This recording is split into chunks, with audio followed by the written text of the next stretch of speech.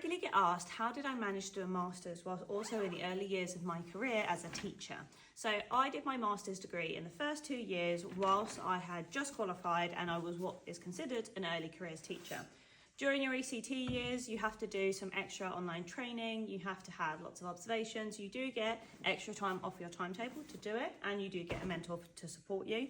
But it is an extra workload, not to mention you're just settling into teaching, which is just a whole thing in itself. So I managed to do my master's at the same time, and I knew I wanted to do it at that time because I did my PGCE whilst I was training to teach, and your PGCE is effectively, it's master's level credits. You do a couple of assignments that are of a master's level, but it's not a full degree. You only get 60 credits, whereas a full master's degree is 180 credits. I've done my PGCE, I really enjoyed it. I knew I quite liked looking into sort of education studies and sort of the social sciences behind everything.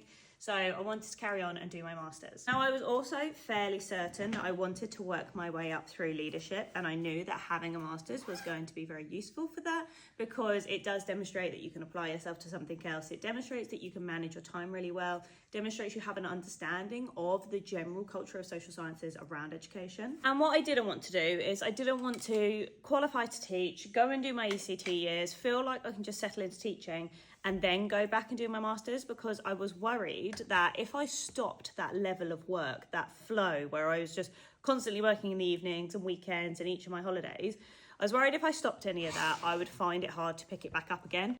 Now, how did I actually manage it? Well, I was very fortunate that almost every single one of my assignments was due after a holiday of some kind. So basically, I did it for 2 years as well. I did it part-time.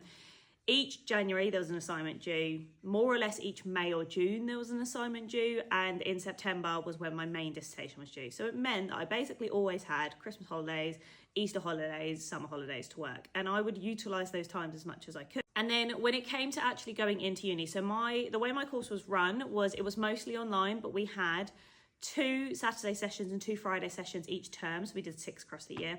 And I spoke to my head teacher at the time and I asked about how do I go about doing these Friday sessions. They only were in the evening, but I did have to leave work early in order to get to them. I think they started at 2 and went until 5 maybe, or went until 6, I don't remember.